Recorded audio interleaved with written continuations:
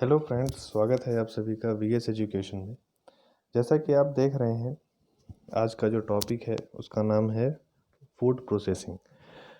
अब food processing हमें क्यों पढ़ना है, इसे हिंदी में आप खाद्य प्रसंस्करण भी बोल सकते हैं। क्योंकि एमपीपीएससी 2020 का जो नया सिलेबस आया है उसमें जो विज्ञान प्रौद्योगिकी वाला जो भाग है उसमें खाद्य प्रसंस्करण नाम से एक टॉपिक है।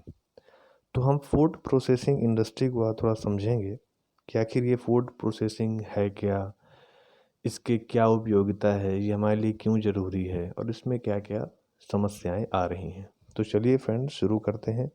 सबसे पहले, व्हाट इज़ फूड प्रोसेसिंग। मैं इसे हिंदी इंग्लिश में, जैसे ये स्लाइड्स हैं, मैं आपको हिंदी में भी इसको समझाऊंगा। तो food processing includes process under which any raw product of agriculture, dairy, animal husbandry, meat, poultry और fishing is transformed through a process in such a way that its original physical property undergo a change and transformed product has commercial value and is suitable for human and animal consumption। तो इसको मैं simple शब्दों में आपसे कहूँ तो food processing क्या है। जैसे आपने कोई कच्चा माल लिया, अब कच्चा माल आपको कहाँ से मिलेगा।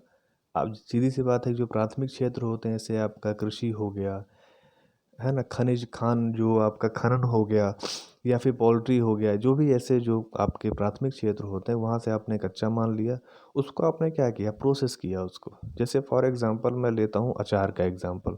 आपने क्या लिया, कच्चे आम लिए, उसको धोया, सुखाया, काटा, उसमें नमक डाला, मसाले डाले, तेल डाला, तो क्या बन गया, वो अचार बन गया। तो हमने क्या किया, उस कच्चे आम को प्रोसेस कर दिया। प्रोसेस करने से क्या हुआ, एक तो उसकी लाइफ बढ़ गई। जो आम 2-4 दिन में ख़राब हो जाता, अब वो कम से कम साल 6 महीने चल जाएगा। दूसरी बात क्या हुआ कि उसकी वैल्यू बढ़ गई।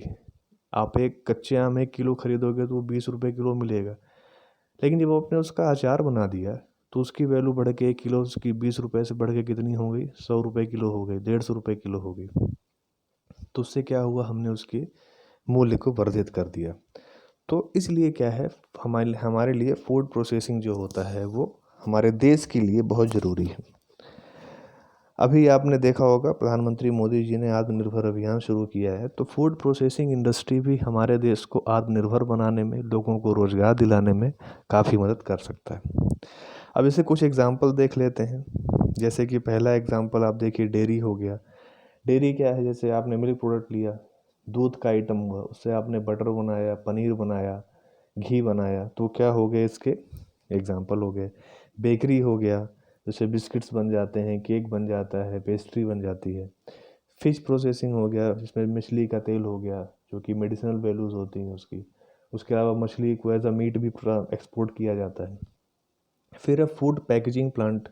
अब फूड पैकेजिंग प्लांट, जैसे मान लीजिए कि मीट का एग्जांपल आप लीजिए, तो कभी कभी क्या होता है कि मीट, जैसे आप देखिए जो प्रेरीज जो रीजन होते हैं, जैसे कि आप दक्षिण अमेरिका में देखिए या फिर उत्तरी अमेरिका में पंपास, जहाँ पे डेयरी फार्म उद्योग होते हैं, वहाँ पे मीट का जो प्रोडक्शन है इतना ज़्यादा होता है कि वो डोमेस्टिक कंजम्पशन उसका नहीं कर सकते। घरेलू मांग से बहुत ज़्यादा उत्पादन होता है, तो वो क्या करते हैं, उसको एक्सपोर्ट करते हैं, उसका निर्यात करते हैं। तो मीट आप जानते हो बहुत जल्दी ख़राब हो जाने वाली चीज़ है, तो उसकी पैकेजिंग ऐसी की जाए कि वो कम से कम महीने 2 महीने तक वो प्रिजर्व रह सके। तो उसके लिए क्या होता है, पैकेजिंग इंडस्ट्री भी आप उसमें यूज़ किया जाता है कि अच्छी पैकेजिंग उसकी की जाए। फिर इसके बाद क्या है, शुगर इंडस्ट्री। शुगर इंडस्ट्री जैसे आपने देखो, गन्ना हो गया, गन्ने को आप रॉ मटेरियल है, उसको आप क्या करो, उसका रस निकाल के उससे शक्कर बनाओ, तो क्या हो गया, उससे उसकी वैल्यू बढ़ जाती है। तो इस तरह से क्या हुआ, ये सब फूड प्रोसेसिंग इंडस्ट्री के एग्जांपल हुए। फिर इसके बाद क्या है कि why food processing industries are important. आखिर हमें क्यों इसकी ज़रूरत है, इसकी क्या उपयोगिता है, इसके क्या सिग्निफिकेंस है। सबसे पहली बात जो कि सभी जानते हैं, एम्प्लॉयमेंट जनरेशन। अब आप खुद सोचिए, अगर आपको अचार बनाना हो तो कम से कम उसके लिए, अगर बहुत बड़े स्केल में बनाना है, तो कम से कम 10-20 लोग लगेंगे उसको बनाने के लिए। तो क्या हुआ कि एक अचार बनाने के उद्योग में 10 लोगों को रोज़गार भी मिला। ठीक है, उन्होंने अपने लिए कुछ आय का साधन खोजा। दूसरा है डबलिंग ऑफ फार्मर्स इनकम। किसान की आय बढ़ गई। जैसे किसान ने खेतों में आलू लगाए, आलू क्या हुए, तैयार हो गए, आलू की फसल बहुत अच्छी हुई। इतनी अच्छी फसल हो गई कि आलू बहुत ज़्यादा हो गया उसके पास, और सभी के उस क्षेत्र में सभी के पास आलू बहुत ज़्यादा हो गया। मतलब क्या हुआ, सप्लाई बढ़ गई। सप्लाई बढ़ जाएगी तो डिमांड कम हो जाएगी, डिमांड कम हो जाने से उसकी जो कीमत है वो गिर जाएगी। जो उसकी लागत है, मान लीजिए कि 1 किलो आलू की लागत अगर 10 रुपये किलो है, तो डिमांड कम होने की वजह से वह आलू उसको 5 रुपये किलो बेचना पड़ रहा है। मतलब 5 रुपये का उसको घाटा हो रहा है। अगर यहीं पे अगर उस क्षेत्र में कोई कोल्ड स्टोरेज की फैसिलिटी हो, तो उस आलू को वो क्या करे, उसमें प्रिजर्व करा दे, और जब रेट बढ़े तब उस आलू को वो बेचे, तो उससे क्या होगा, उसको लाभ होगा। फिर है रिड्यूसिंग मल न्यूट्रिशन।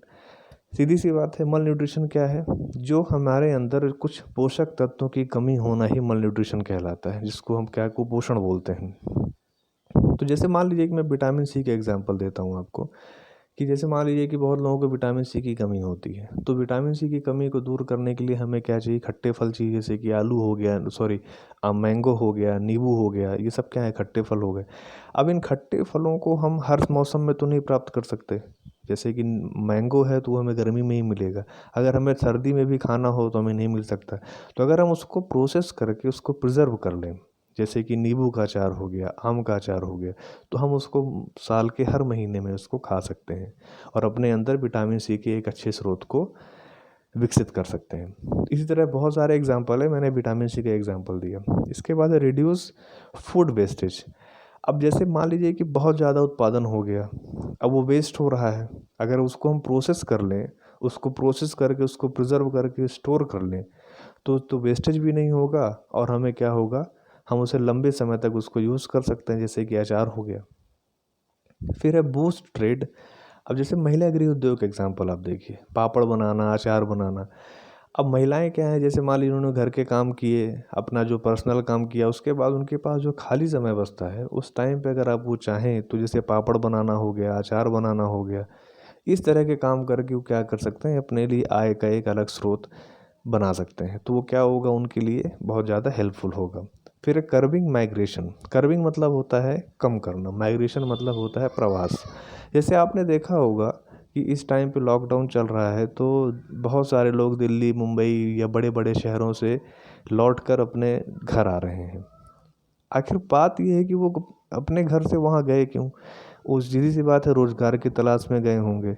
अगर उनके स्थानीय स्तर पर अगर रोज़गार के साधन उपलब्ध होते तो उनको वहाँ नहीं जाना पड़ता। अब वहाँ वो नहीं जाते तो उनके लिए क्या होता, उत्पादन के अच्छे स्रोत बन जाते। और इस तरह से अगर उनके पास स्रोत की कमी हो गई है, उसका रीज़न क्या है कि उनके स्थानीय स्तर पर कोई रोज़गार के साधन नहीं है।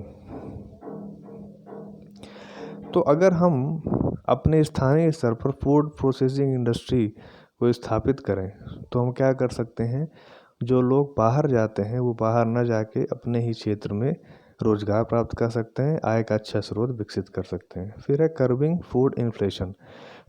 इन्फ्लेशन का मतलब होता है महंगाई। अब जैसे क्या होता है कि जब महंगाई हमेशा तभी बढ़ती है जब डिमांड बहुत ज़्यादा हो और सप्लाई बहुत कम हो जाए। सप्लाई कम क्यों हो जाएगी, जैसे मान लीजिए कि किसी की फसल ख़राब हो गई, आलू था बहुत ज़्यादा हुआ और वो समय से उसका स्टोरेज अच्छे से नहीं हुआ और आलू बर्बाद हो गया। अब अगले सीज़न तक आलू होगा नहीं, इस बीच में क्या हुआ, सप्लाई शॉर्टेज हो गई, हमें क्या हुआ, महंगाई झेलना पड़ा। जैसे कि प्याज के साथ अक्सर ऐसा होता है। तो अगर हम आलू को या प्याज, जो सूखी सब्जियां, मैं एग्जांपल दे रहा हूँ, अगर उनको हम अच्छे से प्रिजर्व कर लें, जैसे कि अभी बहुत सारा प्याज हुआ इस मौसम में, अब उसे क्या है, अभी इतना प्याज इकट्ठा तो यूज़ हो नहीं सकता, अगर उसे हम प्रिजर्व कर लें तो उसे हम साल के अगले दूसरे महीनों में भी उसको यूज़ कर सकते हैं। तो वो क्या हो जाएगा, उसकी इन्फ्लेशन को कम करेगा।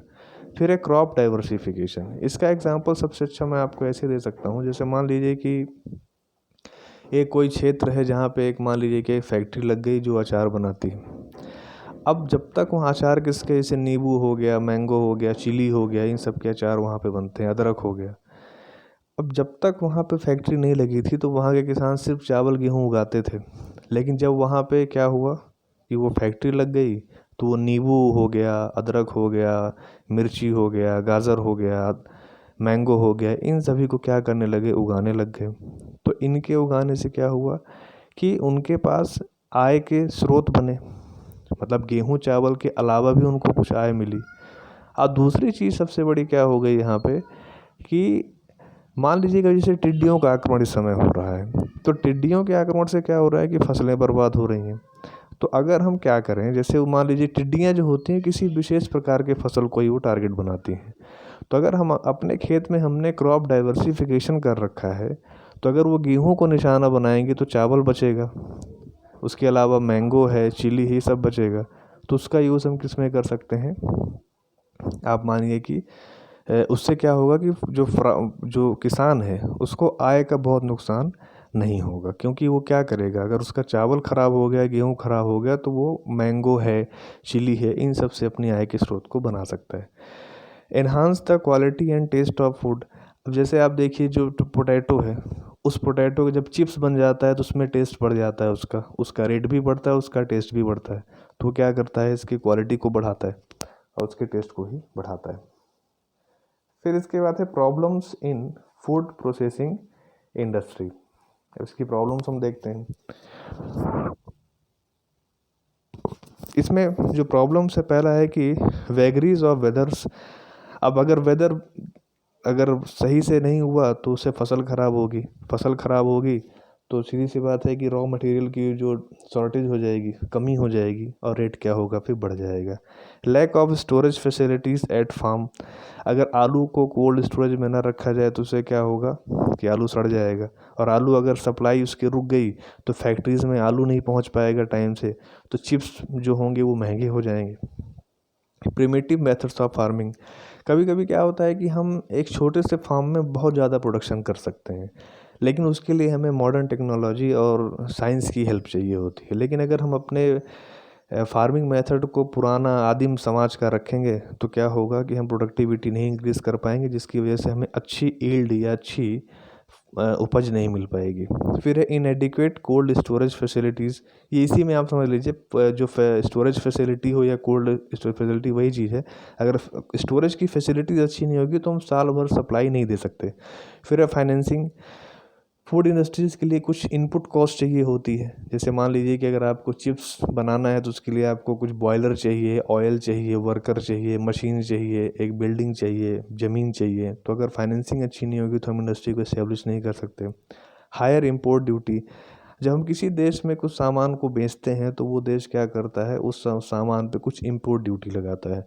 इम्पोर्ट ड्यूटी के दो रीज़न होते हैं। पहला तो टैक्स जो गवर्नमेंट को चाहिए होता है, और दूसरा होता है कि इम्पोर्ट ड्यूटी के माध्यम से वो क्या करता है, जो प्रोडक्ट्स दूसरे देश से आ रहे हैं उसको वो क्या करता है, डिमोरलाइज करता है, हतोत्साहित करता है। जब आप जैसे मान लीजिए कि अगर हमें चाइना से सामान नहीं लेना है, तो चाइना से सामान ना लेने के दो कारण, दो तरह से हम चाइना के सामान को निगलेक्ट कर सकते हैं। पहला तो ये कि हम लोग खुद चाइनीज़ प्रोडक्ट्स को लेना बंद कर दें, तो वो फिर आना बंद हो जाएगा। और दूसरा है कि गवर्नमेंट चाइनीज़ प्रोडक्ट को आने तो दे, लेकिन उसमें इम्पोर्ट ड्यूटी इतना ज़्यादा लगा दे कि वो उसको ले पाना, फिर उसको बेच पाना या उसको भारत देश में खपा पाना बड़ा मुश्किल हो जाए। जैसे मान लीजिए कि चाइनीज़ मोबाइल है, अभी अगर एक नॉर्मल सा सेट आपको 10 से 15 हज़ार में मिल जाता है, अगर इम्पोर्ट ड्यूटी को बढ़ा के वही सेट को फिर भारत में लाया जाए तो 20 से 25 हज़ार का बिकेगा।